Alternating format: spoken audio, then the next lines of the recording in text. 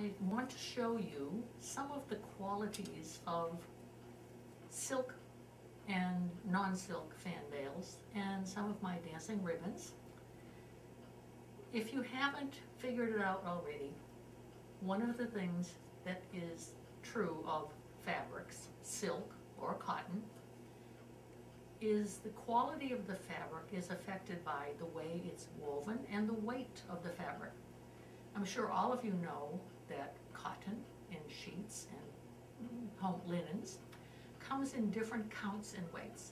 Silk is measured in different weights, and 3, 5, and 8 are the most common. Most fan veils are made with 5 or 3, and you'll see an mm beside it, and the stands for momi, which is a way of measuring the weight of silk. But also silk comes in different weaves. So you'll see some silk that is you cannot see through, and some that is semi-sheer, and some that is more sheer. You'll also see different types of smoothness in the finish. Some is very smooth and soft, and some is a little gauzy. Anyway, I would like to show you the difference between these, which I'm selling now, and they are lovely fiery looking fan veils. They look like a torch or a flame. And I'm going to show you a few flutters with them, and then show you some fan veils that I've made that with the same movements. These have bamboo staves, and they have a little sequence on them. You can always add more, of course, but if you want to, and they are both the same as far as the arrangement of the blades. Those that I make for my Chinese fans, my Asian fans with white acrylic staves, are made with a right and a left hand. It's a little bit easier to use your left hand when it is arranged that way. But here's how they look when they're fluttering down, when they're fluttering to the side, when they're swirling, and when they are together in front of you and fluttering. And here's what they look like when they're closed, which they close very easily. They look more like ribbons or torches. And they're very much more fast in their movements. And that's what these are like. And I'm selling those on my website. This next set I've made using my white acrylic staved fans. And there is a right and a left hand to these.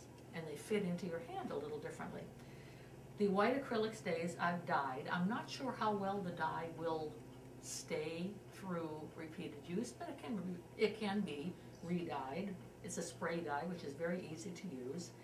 Now these are made from a 4-yard veil that I purchased and cut in half and glued onto these staves. So here's how they look when they flutter from the side and swirling and together. And this is what they look like when they're closed. And there's a little bit of difference in the weave of the fabric, but the weight is about the same. It's about 3, no more than 5 millimeters. And I have those on my website as well. Next, I'd like to show you some of the dancing ribbons that I'm starting to sell. And right now I have 3 colors. This yellow, and it makes lovely loops, and it's great for if you want a different prop. And let me show you the other colors. Green is very nice, reminiscent of foliage. These are fairly large and fairly long, but I will be having some other colors and some other sizes eventually. So it's something you might want to incorporate into your performing. And finally, one that is a very orangey red, very popular Asian color.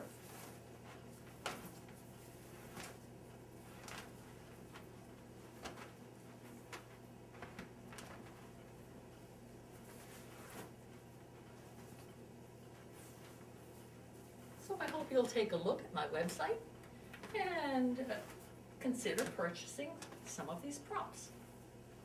Closer comparison of the two fan veils I showed you earlier in their fluttering action.